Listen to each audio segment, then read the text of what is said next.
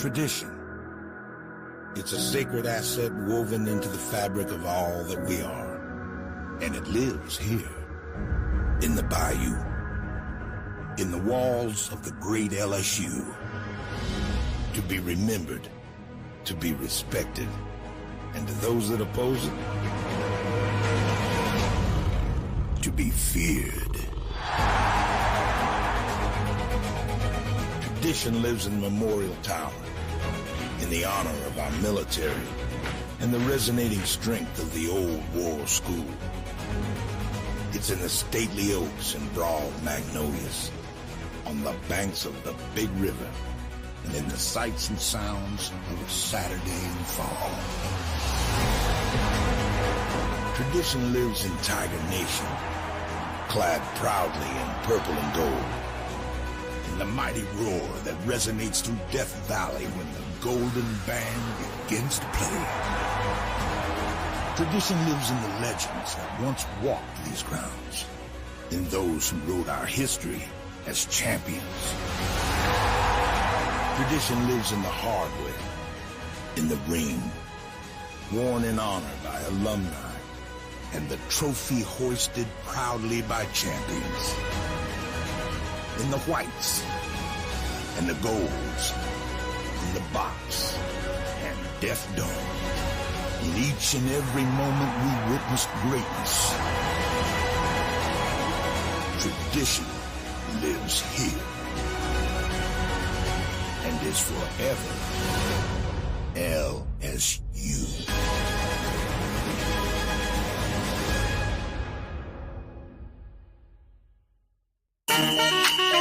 Oh yeah, 5-star LSU. I said they ain't ready for the LSU. No, they ain't ready for the LSU, huh? They ain't ready for the LSU. No, they ain't ready for the LSU. We the best in the league if you looking for talent. LSU going hard, but we beat Alabama, then we going out to Florida. Drown the Gators, everybody getting bucked when we step in the stadium. This the LSU anthem, you know it's a hit. You don't know another rapper two-step like this. See me screaming out the window, yelling purple and gold. I'm an LSU fan, girl, you know how we roll now. Back and back it on up, hey. Back and back it on up, hey. Back and back it on up, hey. Back and back it on up,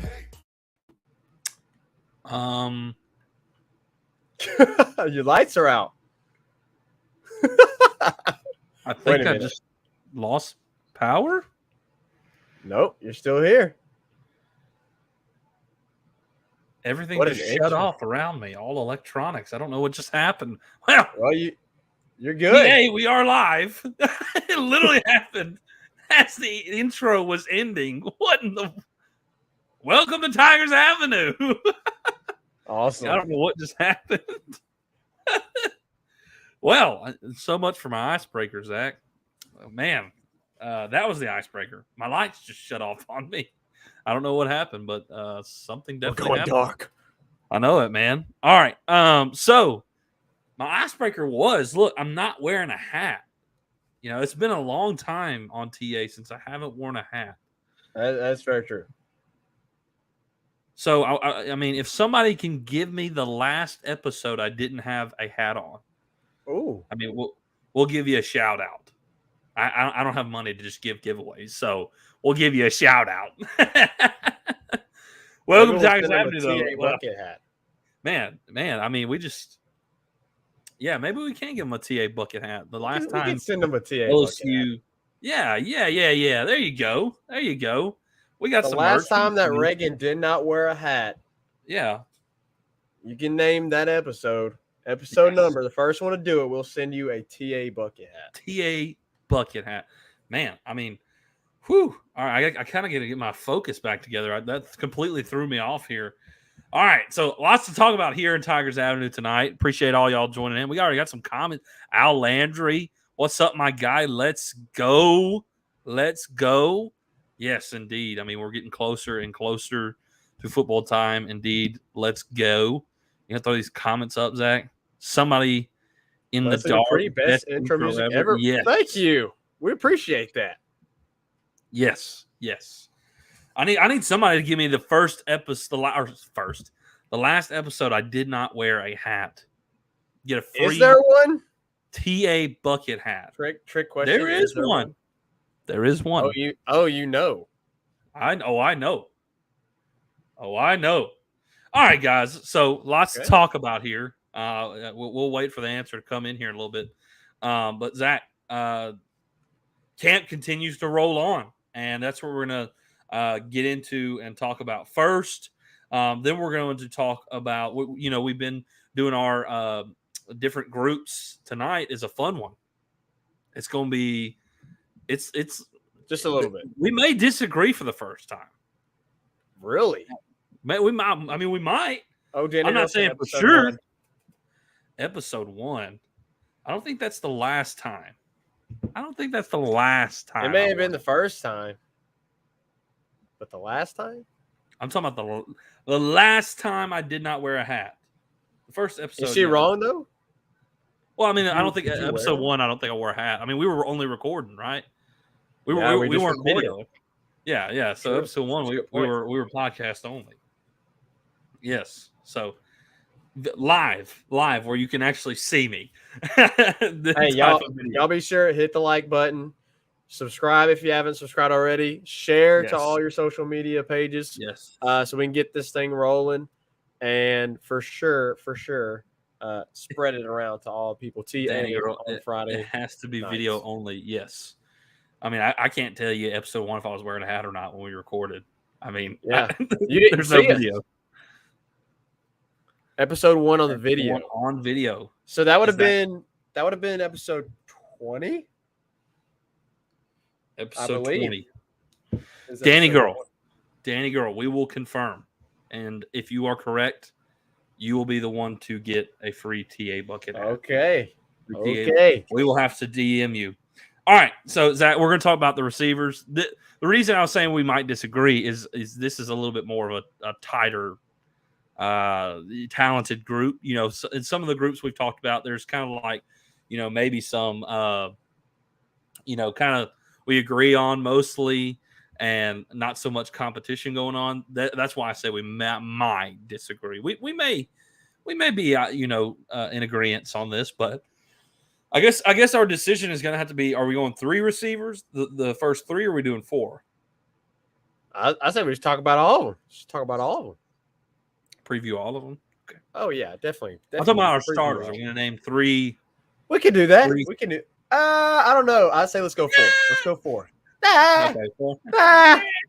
Let's go 4. I got you.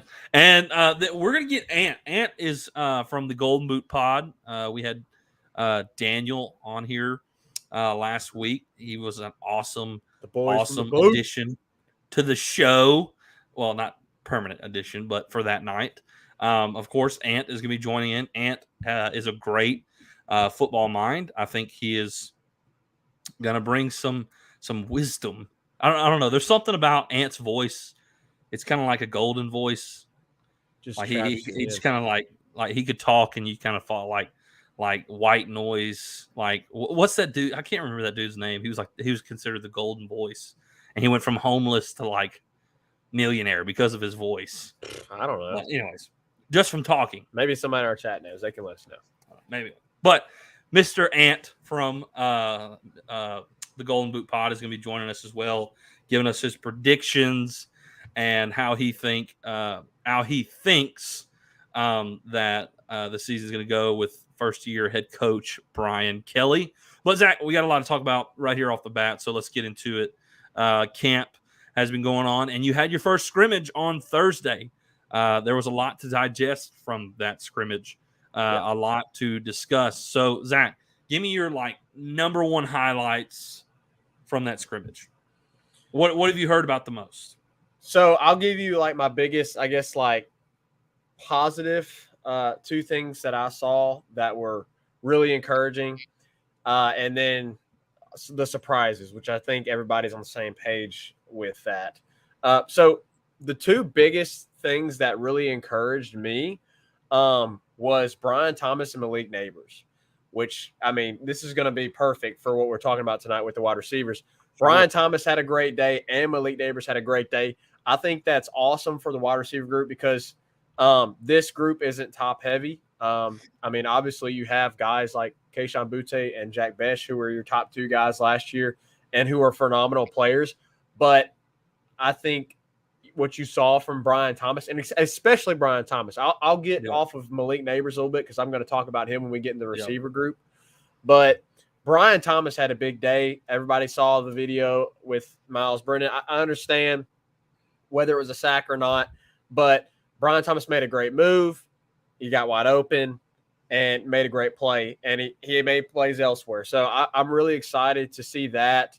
I also was interested to see that Josh Williams was running with the ones a little bit.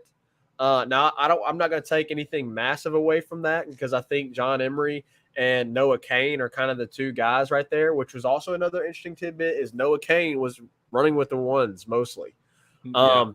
But they very much rely on Josh Williams and give credit to him. You know, he's a walk-on running back. He's played a lot in sparing time. And I think it's a credit to his work ethic to see him, running some reps with the ones, which was really important. Obviously, the biggest takeaway, the biggest interesting thing was that Jaden Daniels was running with the ones. Yep.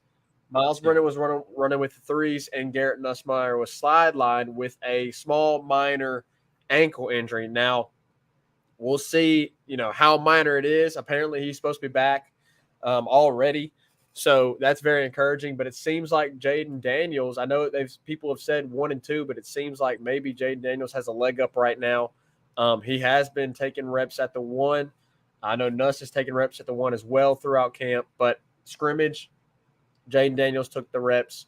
Now, whether or not Nuss would have taken the first team reps if he had been healthy, we don't know, but it's significant that Jaden Daniels was running with the ones in the scrimmage. Now, my 2 biggest surprises, Reagan, I got to be honest. I had no clue who Colby Richardson was. Completely forgot. Same. Completely I forgot about him. Completely. And the dude was running with the ones at DB. Yeah. So, I mean, this is a guy we just did our DB preview not long ago. I think it was 2 episodes ago. We didn't mention it. We didn't even mention him. We didn't. I remember seeing the transfer news and all that good stuff. Him coming from McNeese, but that was it. Like I was like, oh, cool. Well, they got a transfer from McNeese, so that's some. You're thinking depth. Blah. Yeah, like, and then the dude's like locking down Kayshon Boutte in a few reps. Like, holy cow, that's massive. That is massive for Colby Richardson. I hope I'm saying his name right. Maybe it's Kobe Richardson, or I think it's Colby. I don't even know what the dude's number is. Does anybody know the dude's number? Brian Kelly, I'm pretty sure, said like Cody Dickerson. And it was Kobe. He didn't even say the right name. Brian Kelly didn't say it. Like I've heard other people say Cody Dickerson, like Colby Richardson. Like whoever he is, he's good. Like massive surprise. I think just strolled out on the field. It's like, hey, I'm here. I'm just gonna lock down Kayshon for a few reps. No biggie. Oh, dude, that's crazy, man. Now, I mean, does that stick? I don't know. I really feel like Jarek Bernard-Converse and Sevin Banks got to have those island spots locked down. But is he a guy that can provide you a lot of reps? Maybe. Does he provide you a lot of playing time? No. It seems so. The other thing that was really encouraging was Mason Taylor. And I think he was probably the biggest takeaway from the day, because a lot of people have talked about Cole Taylor. And obviously Mason Taylor, incoming freshman, he's been mentioned. A lot of people have talked about, well, maybe he's going to be the guy because he's got a lot more upside than Cole Taylor does. He seems to catch the ball a lot better than Cole Taylor does. Dude had a great day. He had a phenomenal day. And I think that's fantastic for LSU, because we didn't really think that they were going to be running 12 personnel at all coming into the season because of the lack of depth and the lack of just people there, period, at the tight end position. Yet they were running 12 personnel in the scrimmage at times, which is really cool to see. But I mean, they're still really thin there. But to have Mason Taylor and Cole Taylor, Cole Taylor had a pretty good spring game as well. It seems like, I mean, I'm not really big on the tight end room, but I am a lot more confident than I was with the tight end room now after the scrimmage. So that was also really encouraging. And then, dude, the offensive line, left to right, you got Will Campbell at left tackle. You got Tremont Shorts at left guard, Garrett Jellinger at center, Miles Frazier right tackle, right guard, and then at right tackle, Anthony Bradford. Like, dude, I really like that 5. Yes. I really like that 5, man. And that was really encouraging. You saw Emory Jones also have a big day. So I am really, really looking forward to the offensive line play. I know there's a lot of question marks. There's a lot of inexperience there, especially in that starting 5, it seems. There's a lot of experience there, but dude, I'm excited about the upside of that front 5. And so Al Landry said it, Will Campbell, Will freaking Campbell. Yes. Yeah, I mean, he as well. I think he's probably the most solid starting spot right there at left tackle. It seems like he's the guy, nobody else. Maybe Dumerville rotates in there a lot with him. But yeah, Reagan, there was a lot to take away from it. I know I've talked a ton, covered a lot of it, but yeah, dude, I just can't believe we're almost there, man. We're getting closer and closer, and I'm really excited. Zach, this is just me, okay? My first takeaway, okay? You know, biggest question mark on the entire team. Who's your quarterback? Who's your quarterback going to be? I said this after the spring game, and I've said it a few other times. My hot take was it was a 2-man race between Garrett Nussmeier and Jaden Daniels. And I think it is ever growing. I think it is ever growing that I don't know if it's growing, Reagan. I think it's here. Yeah, it's becoming ever so evident that is what it is. Yes. Look, people are talking up those 2 plays with Miles Brennan to Brian Thomas and Miles Brennan to Malik Neighbors. Number 1, the Brian Thomas. Micah Baskerville was home. He was home. And if that's a normal game situation, Brennan's sitting on his butt. Yeah, because I mean, if you watch the video, you literally see a purple jersey running past Brennan. Yes. And like Unguarded. a half a second later, Brennan throws the ball. Why? Because Miles has been holding the ball a lot. And that was his number one problem. That was his number one problem. The number one complaint that we had about Miles Brennan in 2020 when he started the 3 games a few years back was he was holding the ball too long. He couldn't make a decision. And I think that was one of those situations where he held the ball too long and the play played out just because you're in a practice situation and you're not allowed to hit a quarterback, that he benefited from that. And if he was in game situation, if that's freaking what's his name? Will Anderson from Alabama, he's wrecked. He's through. He's done. Let's give him a little bit of the doubt, though. It was a great throw. It was a great throw, but he was wide open. You better make that throw. Yeah. You better make that throw. I agree. Brian Thomas made the true freshman, by the way, the true freshman DB look like he was a true freshman.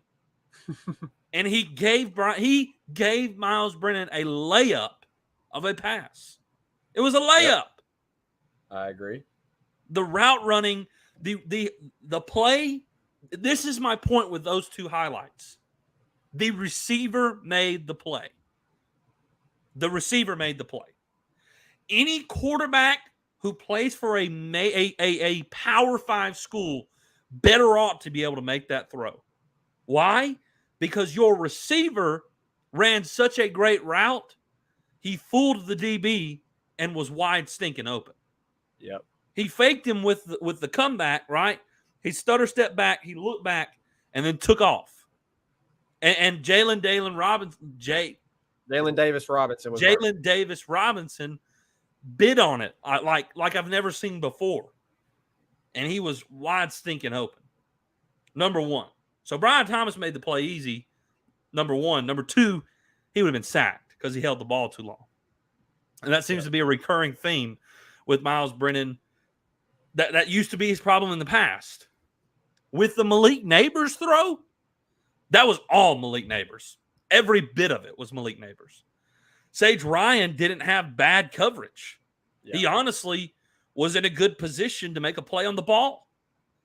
Miles Brennan threw a terrible pass that honestly should have sailed out of the end zone. Like, it should have gone out of the end zone. But Malik Neighbors is a freak athlete and went up and got it. Like, in the coverage, despite the terrible throw, goes up and gets that pass. Yep. Malik Neighbors is going to be special. Both of those plays, to me, all the credit goes to the receiver. I mean, I agree. Number one, that's a layup because of the receiver's route running, Brian Thomas. With Malik Neighbors, he just made a freak athlete play.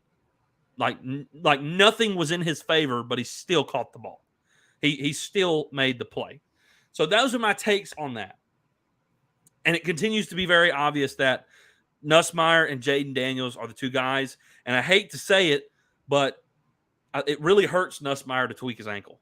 I don't think it's over with, right? Because if Nussmeier comes out once he's healthy and has a great scrimmage, it could be right flip back over. But when you tweak your ankle and the guy you're really competing for the starting position with gets all the first team reps and is now a practice ahead of you with scrimmages, right? With things that, like, the coaches say, okay, this is when Brian Kelly literally said in 7 days, that's when we'll start seeing separation.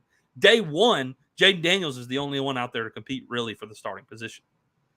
So I'm not saying he's the guy yet, but it sure does trend that way. I mean, the mobility of Jaden Daniels, the experience that he has in Power 5.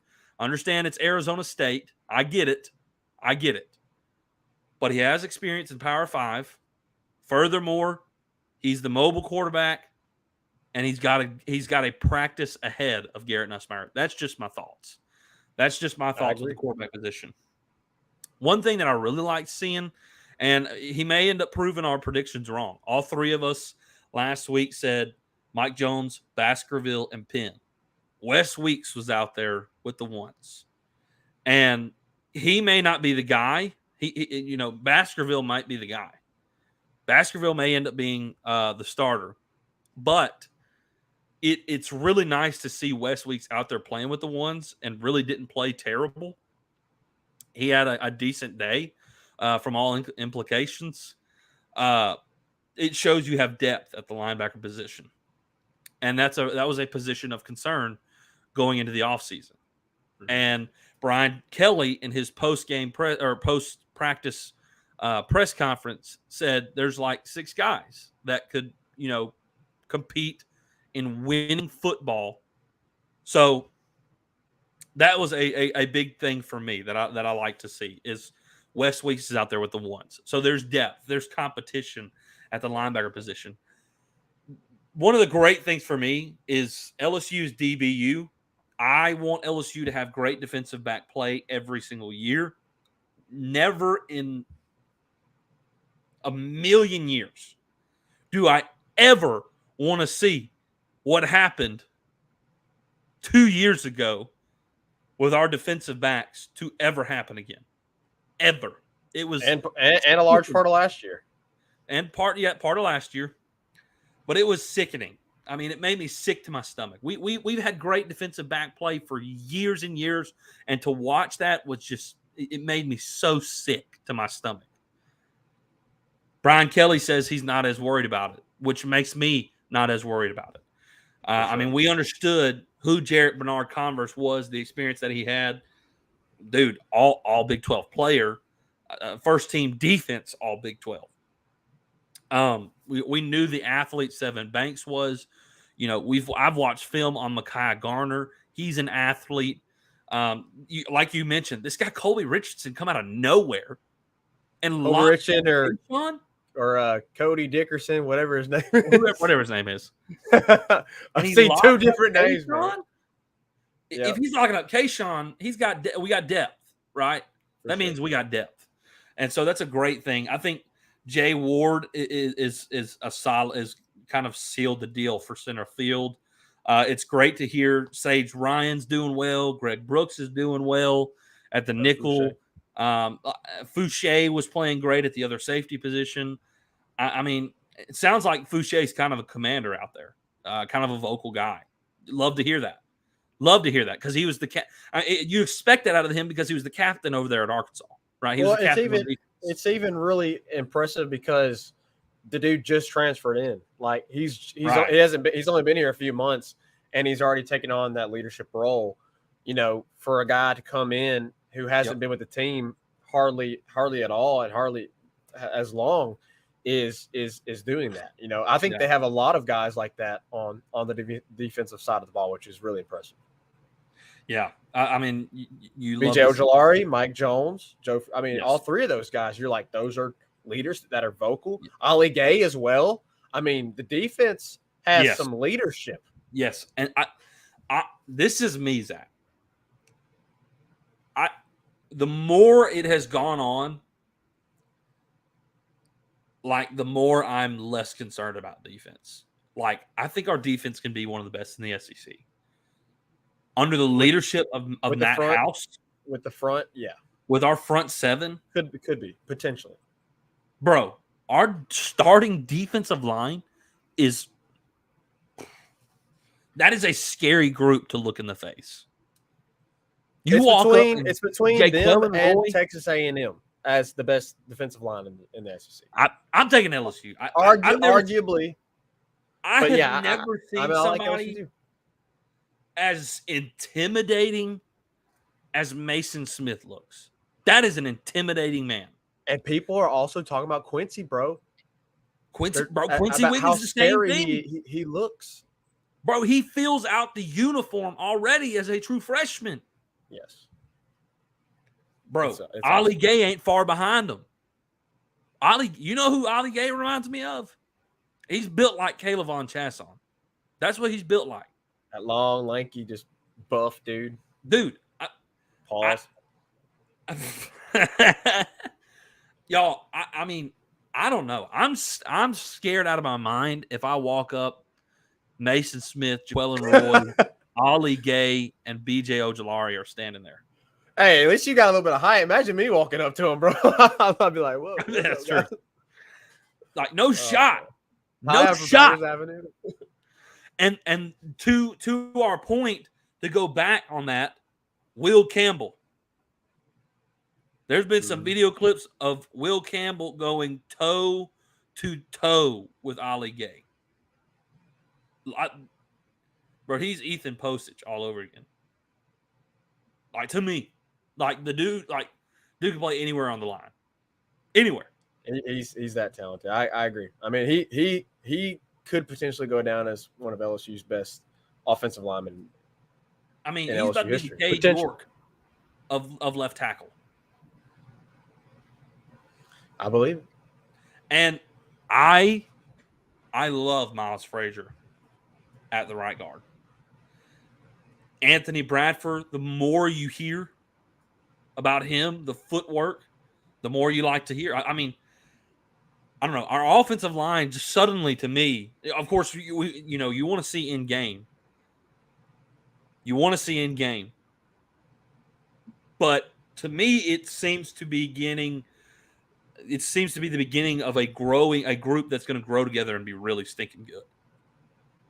Because Garrett Dellinger was a huge prospect. Will Campbell was one of the top offensive line prospects. Miles Frazier was an All-American, a freshman All-American last year. Anthony Bradford was in the top 300 players in the country. Like, it is a very talented group that with a full offseason under Brad Davis and now Brian Kelly, who's known for producing great offensive lines, can become a really good offensive line. So I'm excited about the offensive line. And I think having to go up against our defensive line will definitely help come SEC play time because, guys, that defensive line is scary. Scary. Yeah. So I'm excited about what everything that unfolded in the scrimmage. I think there's questions were already beginning to be answered, with the very first scrimmage. To me, that is at least. So let's get to some comments. I see some comments rolling in. Yeah, and we got then some good ones. we're already 30 minutes in, so we're going to have to move on to the next segment here. Hopefully, Ant will come in here a little bit. Maybe we can get him to talk about. Oh yeah, we're gonna bring him in here soon after this. After we'll get some comments, hit a break, and then we'll bring him in, and we will preview the wide receivers, and then also get Ant's predictions, expectations, picks. I'm excited. I've got a whole thing for this segment that I'm calling it. And I'm excited about it. All right. So we'll get to that when we introduce him and bring him in. Let's hear it. All right. Al Andrew said Miles has more playing time in flip flops than football cleats. Brutal. He's not wrong. He's not wrong. Brutal. He's not wrong at all. This is a good question. Ray Powell says, does Miles Brennan stay at LSU if he is going to ride the pine for the season? I think so. I think he's content. I think he's good with it, man. Like I don't think he's like, well, let me just go. You think he's gonna uproot himself now and go somewhere else? Jordan start all up. Yeah, but Jordan Toles ain't even close to who Miles Brennan is, and how long Miles Brennan's been here after this. Jordan Toles is in like what? This is like his. I mean, it's like his true like junior season or sophomore season. I think he's a red shirt sophomore. Red shirt sophomore, true sophomore. Maybe. One of the two. I don't know if he's red shirt or not. Dude, come on. Yeah, like Jordan Toles has the excuse. Like, I don't think I think they make him the third string, like he's content. He's like, all right, this is where life's at right now. Let me accept my NL money. Let me accept these. I think he's living out his college years. He's enjoying his college years, and he is content. Like, I hate to say this, but there is no drive from my eyes. There is no drive in him to be a starting NFL quarterback, to make it to the NFL as a quarterback. There isn't. There just isn't. So anyway, he don't look it either. He don't look like it. No, I mean he has a cannon. I mean he can sling it, but he can rip it. But he's about to be freaking Lorenzo from Kentucky, dude. I mean he don't look like he's in that shape, man. He don't look. Well, like he's not that big. He's not that big, bro. Okay. I know right. I know he's not that big. I know he's not that. It's almost like what, pushing 300 almost. Right. But like the dude, out of all four, he looks like he's the least in shape.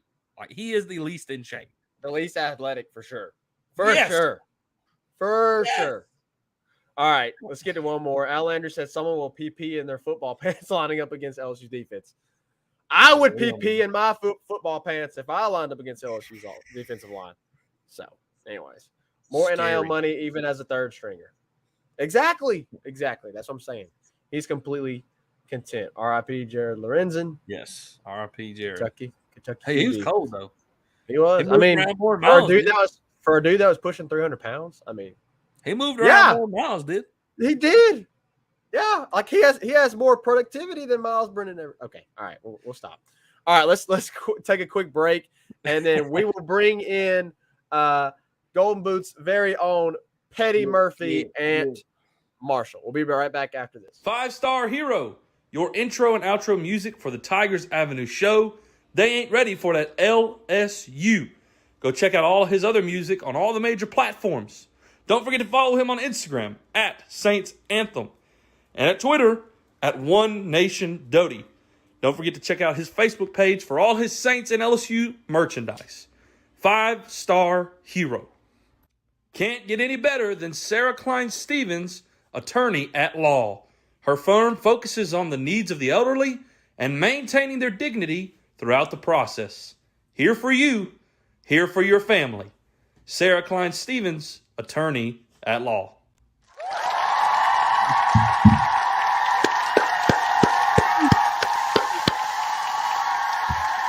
Yeah, the sound clips make a return. What's up, Ant? What's going on, fellas? How y'all doing? Man, good. Man, what's this background? I mean, man. He's got it decked out, man. Just man. Something, man. Man, it's upgraded. Something. Yeah, A little something slight. Yeah, I got a little improvement since the last time I saw y'all. There you go. I like Looking it. good. I like looking it, good. man. Hey, dude, Appreciate I've it, got appreciate so I'm calling this is what I'm calling this segment, Ant. All right. I'm calling it Petty's Picks and Predictions. You I like it? it. I like Petty's it. Picks I and Yeah. like it. Predictions. That's I what I'm like calling it. the segment. I'm excited about it, man. I'm Yes, with it. sir. I'm with it. Yes, sir. Your Golden Boot Pod already throwing that in here. I see Yeah, that, man. they want to know who your favorite coach. I mean, you got Pooh, you got Daniel, you got Chris. You know, I mean, it's a tough pick. It is tough. But I'm gonna go with myself. That way I don't have Okay. that way I don't have to hear from anybody else on the show for not picking them. That's smart. That's smart. That's smart. Hey, man, they're nicer to you though, man. They're brutal to Daniel. I mean, Oh yeah. Daniel takes them. Daniel, he's the punching bag, you know. Man, I swear, they let him have it. They let him have it. All right, guys. So tonight we're previewing the receiving group. Man, I mean, like, receiving group is going to be fun to discuss. Obviously, tons of talent and depth. So there's a lot to discuss here. I mean, just to name a few: Kayshon Boutte, Malik Neighbors, Brian Thomas Jr., Jack Besh, Chris Hilton, Kyron Lacey, Jeray Jenkins. It's a deep group. Are you missing somebody? Are we missing anybody? I sweire. Yeah, Landon Abieta. Landon Abieta. Yep. I hadn't heard much about him yet. Yeah, I haven't heard much, but maybe so. If there's a blowout game along the way, you may get to see old 24 trot out there. So, anyways, the receiving group, and what are your first takes with the receiving group? Maybe what's your prediction for the starters? What does it look like? all right. First thing, I think we're one of the most talented receiving rooms in the country. You know, up there with Ohio State, and probably that's it. You know, honestly, when you look at top to bottom, the only problem that I might have a little is the experience you really don't have a lot of games played from your receivers. You know, even Kayshon is, as everybody's assuming him to be, you know, wide receiver one.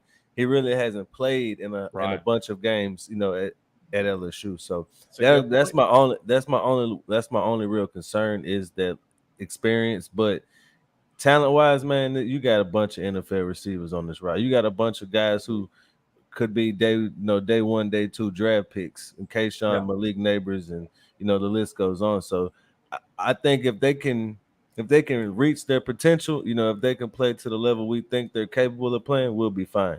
I think we might have a few, you know, learning curves and a few bumps in the road here and there from some guys who are going to be playing more snaps and, you know, being more pressure-packed situations than they have been in the past. But I think in some of those situations, we'll see guys like Jeray being counted on more because of that experience. For sure. So here's a question for y'all real quick about the Kayshon. Are y'all concerned about Kayshon at all? Are y'all concerned about him? I honestly, there seems to be some concern. Understood. You know, I mean, he's even publicly said it now that he did consider leaving.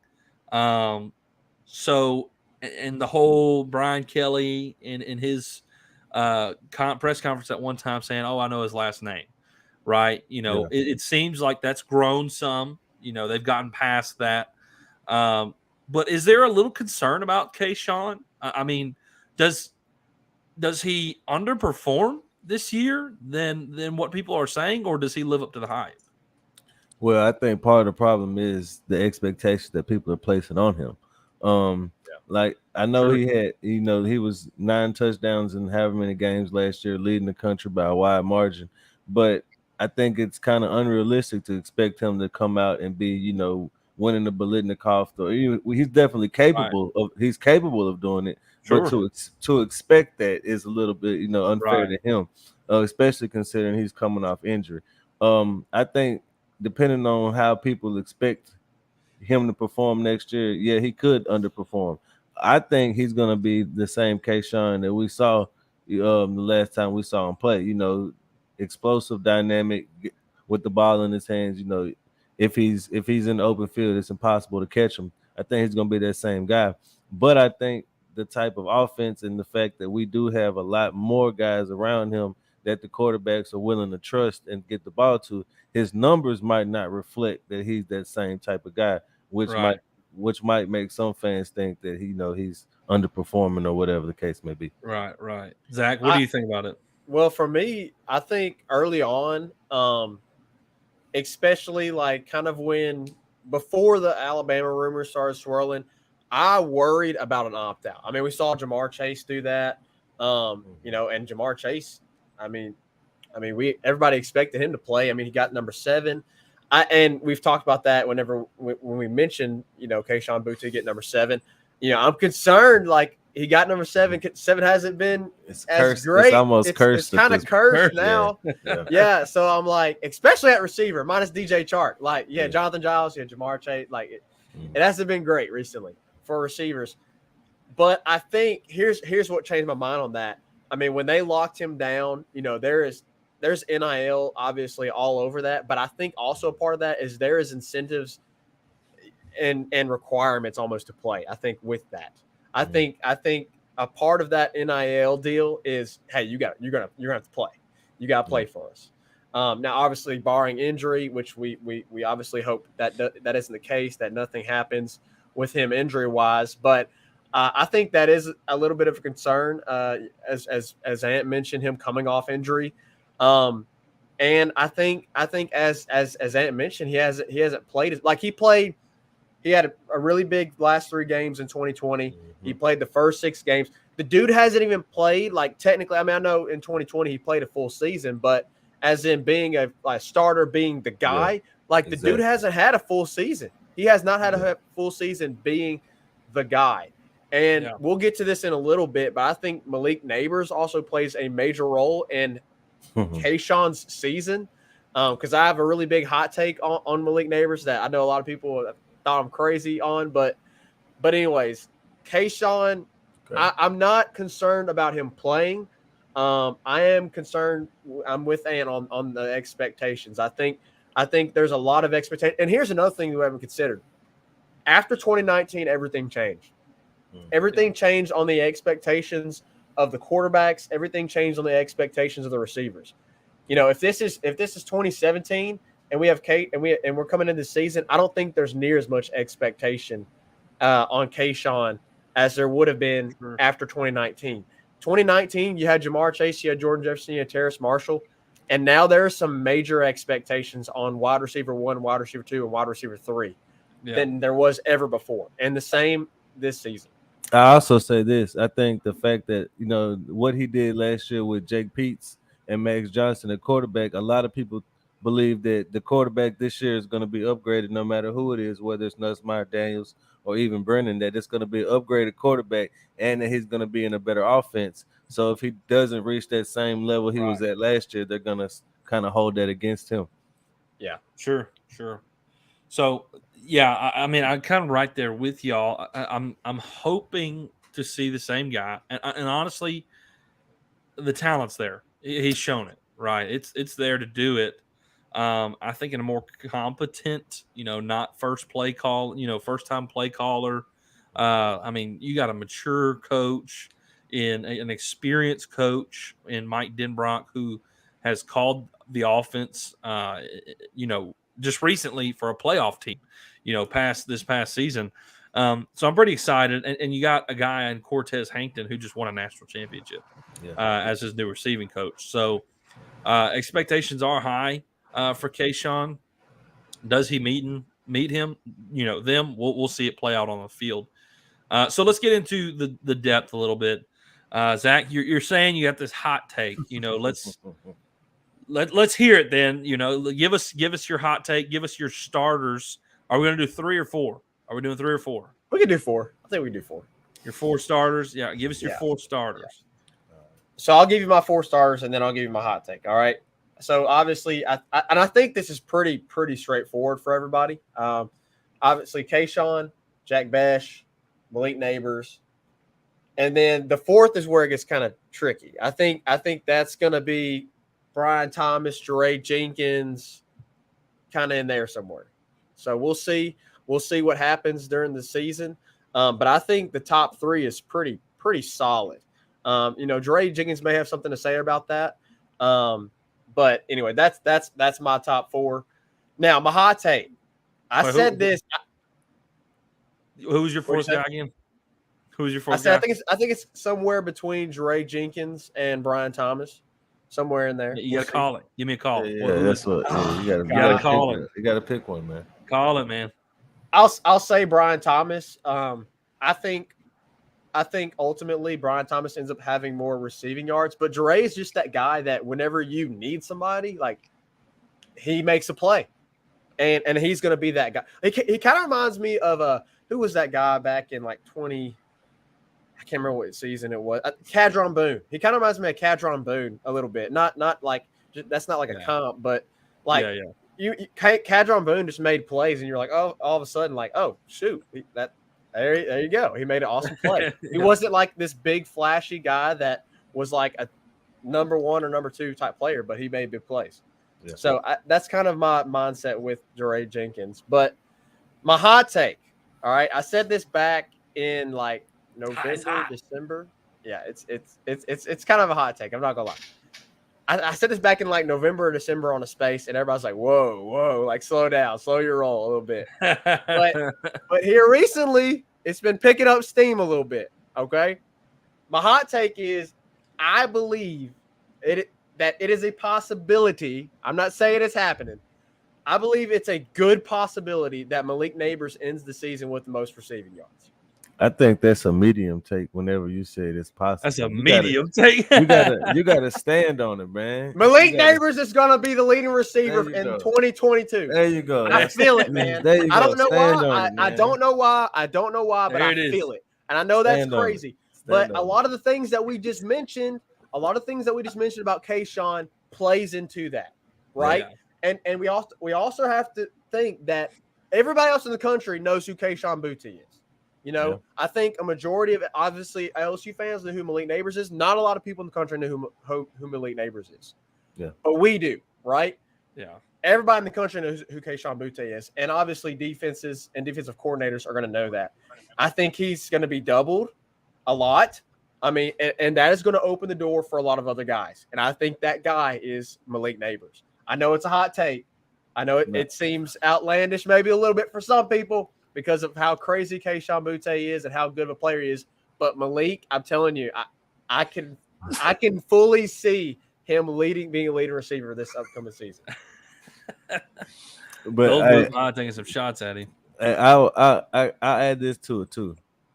Who is one of the guys that both the quarterbacks have been working with this offseason, all summer, all spring? It's been Malik because of the injury to Kayshawn and stuff like that. So as far as who the quarterbacks trust on that 3rd and 7, what I mean, and who are they going to be willing to take a chance with? It's probably going to be Malik over Kayshawn because they have those reps, they have that chemistry together because of the work they've been putting together. So it's not that crazy of a take. It's not that crazy of a take. And you've been here. That's what I'm saying. Like back in November, it was like, whoa, you're crazy. But like now here recently, it's been like, okay, we can see that. Right. Yeah. And, another thing that you mentioned was the reps. Like we've heard that Jaden, like it seems like Malik is Jaden's favorite target. Mm-hmm. Yeah. Coming so far at camp, it seems like Malik is his favorite target. So that's if Jaden Daniels is your guy, that's also going to play a role into that take. So, and in the spring, it looked like that was Nuss's favorite target to throw to. They looked like they had the chemistry in the spring. So either one of those guys, they look like they're going to be willing to throw it up to him. Yeah. But so my starters, I have the same top three as you. I think everybody does. Yeah. Boutte, Bish, and Neighbors, the 3-3-7 guys. But I'm gonna go with Jure. And the reason why I'm gonna go with Jure is because of the experience. And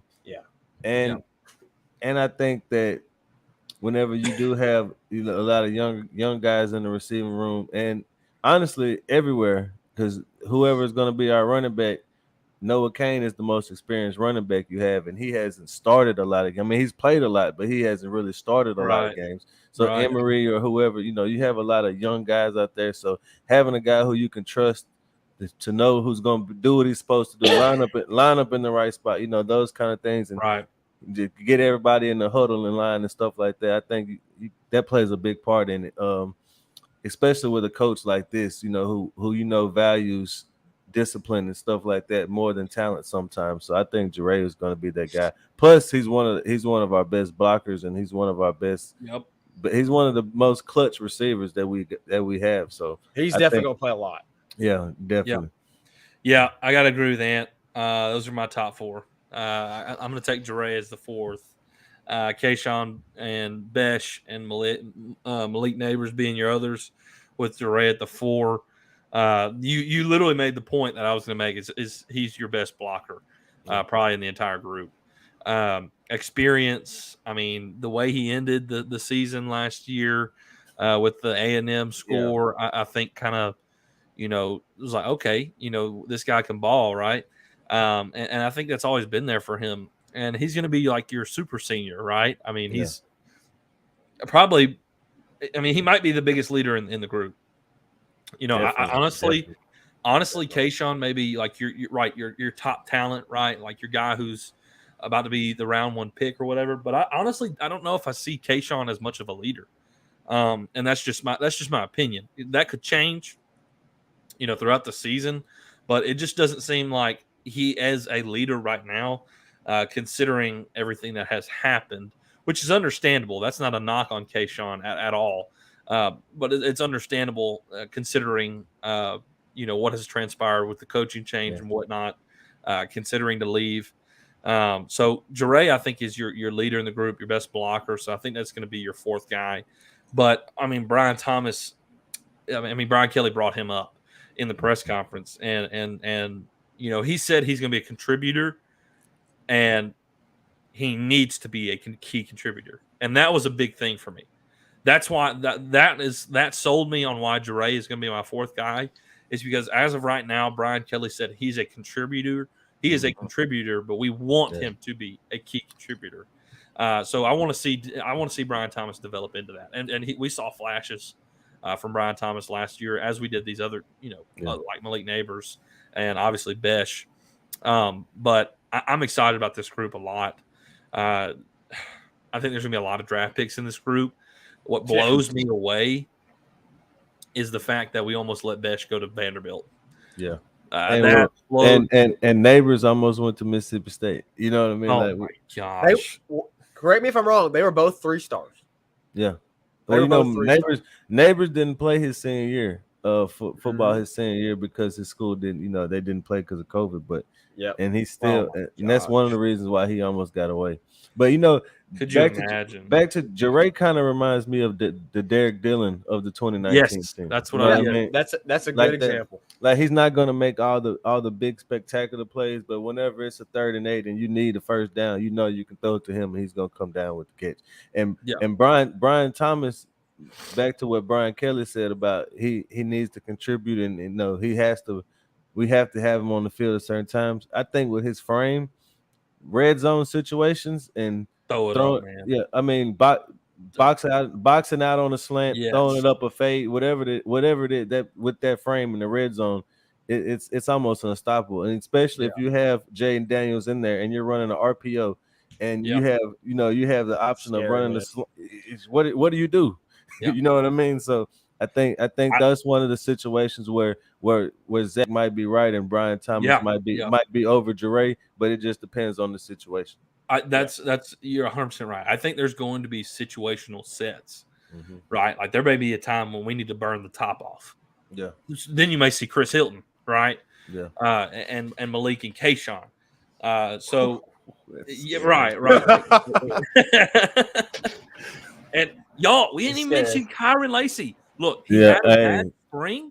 Yeah. But that's another guy I think in the red zone who you'll see in the red zone, because big frame. At UL, he was a nightmare in the red zone. So I could see in the red zone you bringing in them two with Besh in the slot, like nothing but big body. And then you have like a Cole Taylor, Mason Taylor. Yeah. Like, dude, It's like what's his name, Rogers from A&M that They just kept throwing to him. Kamari Rogers, I think it was his name. He was like number 13 with the dreads. Dreads. And they just kept throwing it to him because they would get down in the red zone and he was that size. Yeah. Right. I mean, what can you do? You know? It was frustrating because his size. Like honestly, when you get down there and it's just, I'm just bigger, taller, and I can jump higher than you, there's nothing that you can do about it. Yeah, exactly. Yeah. So I mean, I'm excited about this group because I think there's a lot you can do with it. I think there's certain things you can throw out there in certain situations and be more successful. I'm gonna tell y'all right now, though. When I saw that concept with Kyron going across the middle of the field, I was having like Joe Burrow flashbacks. I was like, oh my gosh. When I saw him hit him over the middle with that, I was like, yes, this is what we needed in an offense the last 2 years. That made me think, okay, yes, Kyron Lacy had some drops in the spring, had a rough spring game. What were people saying about Jamar Chase preseason last year? That's fair. He dropped the ball. And then probably had one of the better rookie seasons as a receiver in the history of the NFL. So, honestly, 2018, they all struggled with drops. You know what I mean? Yeah. And then they had that summer off season where they went and, we all know about it. But the next year it came out. Yeah, the next year they came out and we all know what happened. So it's I'm with you. You kind of can't write him off just because he had a bad spring. And honestly, there was one game that we saw that he had a bad game. Everybody's blowing up the spring game, but the rest of spring practice, in the rest of spring practice, he wasn't bad. It was just that one game when he had a lot of drops that gets highlighted over and over. Yeah, right. I mean, kind of the televised, focal game. Exactly. We'll see though. I mean, there's depth. There's the ability to throw different packages out there. It's going to be a lot of fun to watch the receiving group this year, and I'm super excited about it. And when Jaden Daniels is named your starter, I mean, whenever the competition settles. Oh, okay. Anyways. Well, I mean, if you think about it, if you do have Jaden Daniels in there and you're running RPOs, right? You have to spy. So yes. But you can't spy with a linebacker on Jaden Daniels. So you have to bring a safety down and spy with him. So what does that do? It's one-on-ones outside. You know what I mean? And so it's what 2019 was. Find the one-on-one that works in our favor and exploit it. And that's all you really have to do now. Y'all see the move that dude made on that Oregon State DB? Oh my God! Yeah. And then it was like, all right, we're 2 yards apart, and then about 30 yards later, we're like 7 yards apart. Yo, my God! The gap was getting bigger and bigger, man. Like that, you can't teach that kind of speed. That DB was lost. He was lost, bro. Yeah. I don't know that. I won't say too much. That's what I want. You can't teach that, man. Imagine being on the defense and it's 3rd and 12, and he does something like that for 40 yards. You know what I mean? Like that's so demoralizing. Yes. Yeah. We had him. Exactly. That's what happens when you have a mobile quarterback. You have to worry about him taking off. And Bo Nix last year. Exactly. Yeah. How many times do we have them in 3rd and forever? And he made some crazy starts running around. Oh my God. That's all it takes is get first. That's how Johnny Manziel beat Alabama. You know what I mean? Running around, making them get out of position because you can't cover for 8 seconds while I'm, improvising and buying time. You can't do it. And if you do cover that, okay, well then I'm just gonna take off and run with it. You can't stop both. People forget so easily. Bro, Jaden Daniels was the number 2 dual threat quarterback in the country out of high school. His freshman year when he actually had NFL talent around him. Yes, he was ridiculous, man. Yes, and you got to Oregon game. You also have to consider. You got to consider the coaching difference too. Yeah, like your coaching difference between Arizona State and what Brian Kelly has brought. I mean, they're telling you they're working on his footwork. But his last 2 years at Arizona State, his quarterback coach was also the OC. So how much one-on-one time and fundamental work and stuff like that is he really getting whenever his coach has to spend time worrying about everybody? Well, now that he's at LSU and he has Joe Sloan and actually has Denbrock helping him and Brian Kelly helping him, but he just has one coach strictly devoted on making sure that he's getting better and developing. That's gonna make a world of difference, man. Yeah, for sure. I'm excited about Jaden. Agreed. I'm excited about him. I mean, he could turn some heads this year. That leads us into what I'm calling our Petty's picks and predictions. We can get into now. We can transition out of the wide receivers. Let's hit a couple comments though before we transition and get Ant's last few things. Ask Petty Murphy, who is your spirit? What is your spirit animal? It's a tiger, dog. Come on. Exactly. It's a tiger. Come on. All right. Ask Ant, is it true that your barber is listed as your emergency contact? No, that would be my These wife. Covers are wild, bro. These are wild. These are like out of left field. My wife is my emergency contact. There you go. But my barber is my best friend, so I don't get free haircuts, but I ain't paying $50 like some people. That's all I'm gonna say. I heard that. I heard that, man. Because my Tim Tebow haircuts, they be racking up. Zach, do you have breaking news? Do you have a breaking news sound? I got some breaking news. Man, I don't know if we have. We need to get that. We have tons of sounds, but I can get a sound here. It's not that. It's not that breaking. It sounds like it's about to be a war or something. Yeah, it wasn't that breaking. Whoa. Zach Wilson just tore his ACL. Oh, whoa. Zach Wilson just tore his ACL. Why are you playing your quarterback in a preseason game? What are you doing, New York Jets? That's bad. What are you doing? Oh my gosh. I feel bad for him, but at the same time, I don't feel bad for him. What are you doing? That's rough. That's tough. That is pretty tough. First year head coach too, so he got Garrett Wilson. Yeah. And Jameson Williams. Nah, Jameson's he's in Detroit. Oh, you're right. They have Elijah Moore. Elijah Moore. Yeah. And they got some weapons for him though. But anyway, I hate to hear anybody get hurt, but for sure it might not be a bad thing because their right tackle is out for the year too. Mountain Becton. Yeah, he's out for it. So it might have been a throwaway year anyway. So but look though, if they get the number one pick, they don't need a quarterback. No. So I mean, Will Anderson. Do you trade back because you got somebody who's gonna want CJ Stroud and Bryce? No, so. I'd go for Will Anderson. For sure. All right. Yeah. This is a good question. Does Kayshawn have that same desire to play as hard, or does he already see Goodell shaking his hand? All right. So this goes back to what you said about the Jamar Chase thing. For real, though. I don't think that Kayshawn could sit out this year and be a first-round pick. Agreed. Okay. That's. I agree. Well, for one, he's had like what 9 games. For one, the injury concern, and two, you don't have the excuse of COVID being the reason why you sit out. Like NFL teams aren't going to look at it the same as they did that year Jamar chose to sit out. You know what I mean? So I think if you sit out now, that it's going to be looked at differently. And plus, he doesn't have the body of work that Jamar had. So if he sat out, he wouldn't be a first round. And honestly, everybody just saying he's a first round pick already now.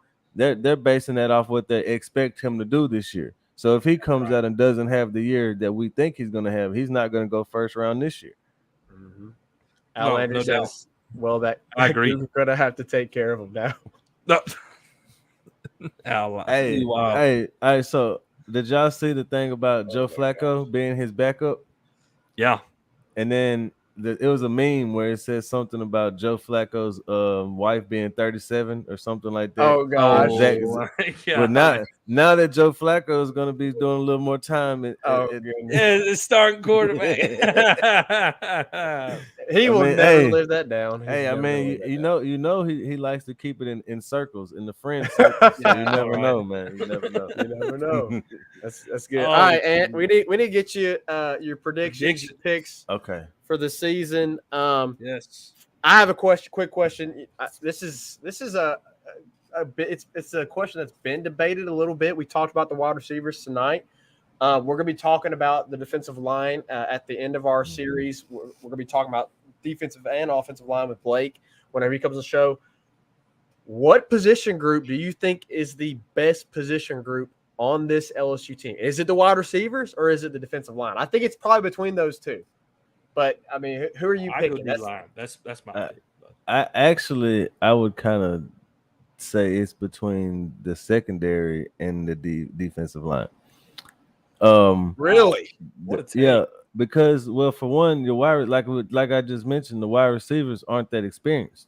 Like they have a lot of talent and potential, but you don't really have a lot of experience there. The defensive line, you have talent and experience Yeah. across the board. And in the secondary, you have talent and potential across the board. You know what I mean? Even you got young guys like LaTerrence Welch and Jordan Allen who have the talent, but you also have everybody who's a starter has experience. Who pretty much everybody who's a starter, this is their last year. You know what I mean? So you have plenty of experience back there. So I would put them over wide receiver because of the experience. But I agree with you, Reagan, that the defensive line is probably the unit. Just because there's less questions. We've seen everybody on the defensive line in the SEC. We haven't seen Seven Banks we haven't seen Converse. We haven't seen Mekhi Gardner. We haven't seen them in the SEC, but they have experience. The defensive line, we've seen them in the SEC, and even guys like Wingo, we've seen him in the SEC. Maybe not for LSU, but we know what he can do in the SEC. Yeah. Yep. So what's your predictions on year one for Brian Kelly? What's your prediction? So I'm saying 9-3. The floor is gonna be 8-4, and the ceiling is gonna be 10-2. If you're gonna ask me what games we're gonna lose, that's gonna be kind of tough for me because I know. All right, we're losing to Alabama. All right, I think we can all kind of chalk that up. But after that, but see, that's the thing. After that, it's like it's a coin flip. We're gonna lose 2 of the 3. You know what I mean? Of Alabama, Arkansas, A&M, Tennessee. To me, you're gonna lose 2 of those 3. And then if the other one would be a toss-up between losing to Florida on the road or Ole Miss at home. But I don't think we lose both of them. You know what I mean? I just think it'd be one or the other. And honestly, I don't think either one of those, if you had to ask. I think we're going to lose to Arkansas, Tennessee, and Alabama are the ones that I got right now. And only reason Arkansas scares me is because of their continuity. They bring back pretty much everybody on offense, starters. They lost Treylon Burks, but they get Hazelwood to replace him. They get better on defense, and their coordinators, head coach, and quarterback are all the same. Same for Alabama. You know what I mean? Tennessee, they have the same head coach, quarterback combination. If their defense improves any, they're going to be a tough team to compete with. So I'm gonna go with them 3 because and you probably agree with me on this. I am more scared of Arkansas, Tennessee than like Florida, Auburn. I'm more scared of Arkansas, Tennessee than Florida, Auburn this year, and that's weird for LSU fans to hear. But the only reason I'm scared, only thing about Florida is the quarterback. If he goes and has one of them phone booth, take off his suit, put his cape on type, games, then you know what I mean. He could do that though. He's that good of a quarterback. Now Auburn, I understand that. Like I got a buddy of mine who did. I did. All right. So I did a radio show a few weeks ago with a guy, from where I'm from, and he said, and this is very true. He told me that Arkansas and Auburn, those are 2 teams that whatever you expect, they usually give you the opposite. If you expect them to be good, they usually suck. If you expect them to suck, they're usually good. So I can see Auburn, we expect them to suck. I can see them winning, 6-7 games just because everybody expects them not to be good. I just don't know how they do it, man. Like if you look at their receiving core, It doesn't really scare me. No disrespect to Coy Moore or anybody who's over there. I haven't seen any of them, take over a game. Like Tank Bigsby, yeah, worried about him. But Yeah. if you stop Tank Bigsby, then you pretty much stop Auburn. They're going to be very much heavy run. Right. Yeah. And Tank Bigsby's got to go up against our best group. Yeah, exactly. You know what I mean? And then that's the thing. If they get down 17-3, whatever the case, can they throw the ball enough to come back? Who is their quarterback? Zach Calzada doesn't really scare me. Honestly, I'm more worried about the kid from Oregon than any of their other Ashford or whatever. Rob, I'm more worried about him than the other two because he's one of them mobile cats. You know what I mean? So yeah. I'm not really worried about Florida, or maybe in 2 years if Napier can build something. But right now, Florida is not really. They got some issues over there too. For sure. Well, there you hear it, man. 9-3 from Ant. I'm right there with you, but something I don't know. My gut tells me there's a possibility if Jaden Daniel pans out to be better than what we're expecting, 10-2. Well, Jaden Daniels can win you a game by himself. You know what I mean? He can. Yeah. He can break one of those runs like he did versus Oregon State, and that could be the difference in the game. So he can flip the field with one run by itself. You know what I mean? So yeah. But I'm going to say because it's year one, this team's just come together. It's this staff's first time together. They're going to figure some things out in the season. And I think it's going to end up being 9-3. Well, I think you're going to have a game lost kind of on miscommunication or depth, and if we go down a running back in the game, or if we go down a linebacker in the game, I think some positions, some positions you really just can't afford to lose anybody yet, and I think that might be the difference between winning a game you shouldn't, or whatever the case may be. Yep. All right, Ant. We appreciate you hopping on. We appreciate all your input. Absolutely, man. You always awesome to have you on. We appreciate you joining in, giving your input. Y'all go follow Ant on Twitter, and of course, make sure you listen to the Golden Boot Pod. He is a part of that. They have a fantastic show. Daniel, who was here last week, is a part of that as well. They cover Louisiana High School, HBCU, and of course, your Fighting Tigers of LSU. So y'all go check all his stuff out. Appreciate you joining in, Ant. Y'all show him some love. We're going to take a quick break. Make sure y'all like and subscribe to Tigers Avenue too, man. There you go. There you go. Get their numbers up, man. These guys do great work, and they don't get the recognition they deserve. But there you go. Keep working, man. Keep grinding. Y'all doing y'all thing, man. Appreciate that, Ant. Appreciate it. We appreciate it. All right, guys. We're gonna hit man. We're gonna hit a quick break, and then we'll come back and we'll wrap it up. Make sure you go follow us on Twitter, TikTok, Instagram, and Facebook, all at Tigers Avenue, for daily updates on the show and all things LSU sports. If you're watching on YouTube, make sure to click off and hit that subscribe button at Tigers Avenue. We broadcast all of our shows live on YouTube, Facebook, and Twitter. All right. Man, what a great show. What a great show. I have a little bit of announcement. Announcement, huh? Yeah, we got to announce this, man. Come on. Tomorrow at 3 p.m., we will be live. And we'll be having a special guest episode. We're going to have a bonus episode interview with Tavion Galloway. He'll be joining us for about 30 minutes or so. Yes, sir. To discuss all things his recruitment. I'm sure we will talk more about, just him personally, his life, what he enjoys in life outside of football. And we'll also talk to him about this upcoming season with LSU football, get his take on LSU football this upcoming season, maybe get his prediction, kind of see what he's thinking with them. So I'm really excited about that. Yes, please come check that out tomorrow. Check out our bonus episode with Tavion Galloway. Really looking forward to that. We've been talking to some recruits. We had JoJo Stone on not too long ago. Always enjoy having recruits on to talk to them about the recruitment process, especially with the new staff in.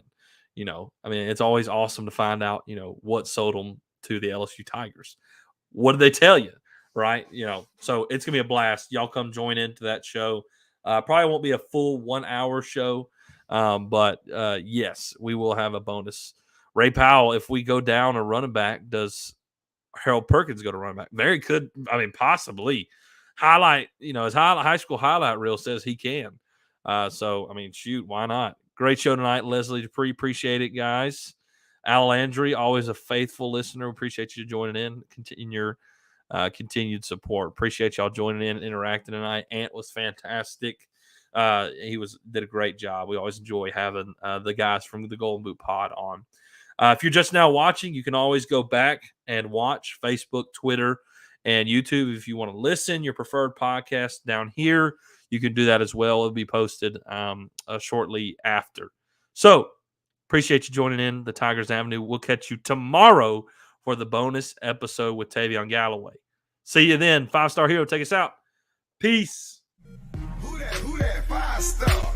Who that 5-star? And the LSU Tigers. Who that 5-star?